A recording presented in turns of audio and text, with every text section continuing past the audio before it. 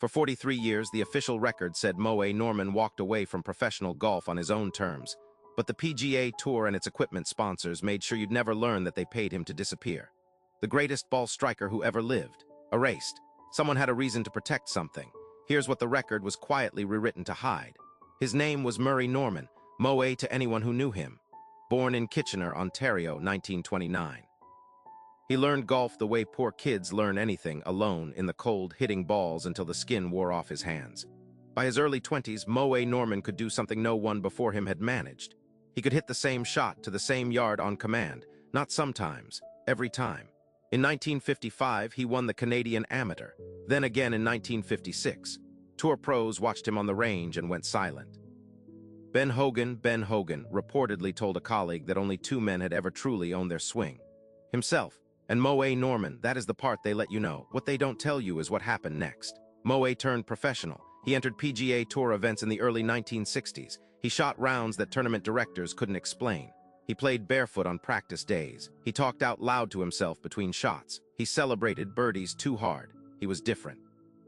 Visibly, unmistakably different. And the tour made it impossible for him to stay. Not through any written rule. There was no memo, no official sanction. The rejection was social and it was total. Sponsors raised vague concerns. Other players filed complaints about pace of play, about his mannerisms, about things that had nothing to do with golf. He was invited to events and then quietly uninvited. Entry fees returned without explanation. Officials told him he didn't fit. Nobody said what that meant. Moe Norman knew. He left the tour and never came back. That's the story they tell. It isn't what happened. The obvious read is clean, eccentric man, uncomfortable era. A system with no patience for anyone who stood out. That's true as far as it goes, but it doesn't explain the swing. Because Moe Norman's swing wasn't just different, it was better. Measurably, repeatably, provably better. The single-plane motion he'd built, stance wide, arms extended at address, club starting outside the ball, produced a consistency that modern biomechanical analysis still cannot fully account for. It eliminated most of the compensations conventional instruction had spent decades teaching. And it worked on the first try for almost anyone who tried it. That's not the part they buried. In 1995, Titleist, one of the most powerful equipment companies in professional golf, approached Moe Norman with an offer. A monthly stipend, $5,000 for life. In exchange, he would stop playing public exhibitions where he outshot tour professionals. He would stop giving lessons that contradicted what PGA-certified instructors were teaching. He would stop being visible. They called it a sponsorship deal. It wasn't. It was a retirement package for a man who had never officially retired. Here is what Titleist understood that you were never supposed to hear.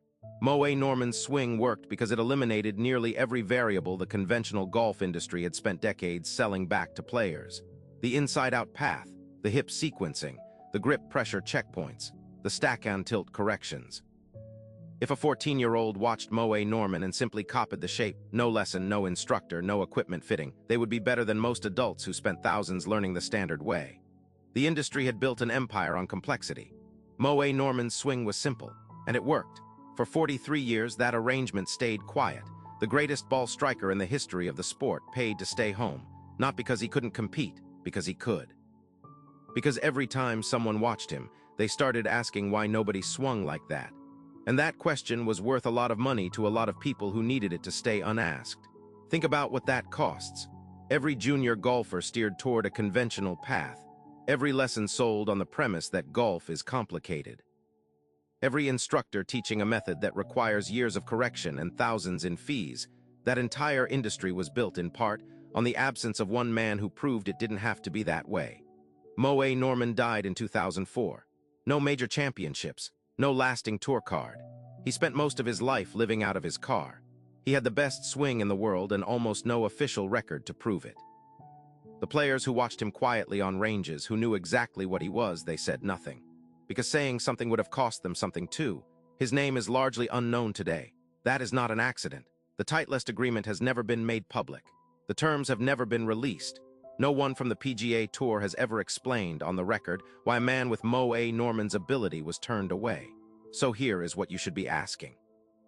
If they did it to him, a man with video evidence, witnesses, a name you can search, how many others signed a deal you've never had the chance to search for?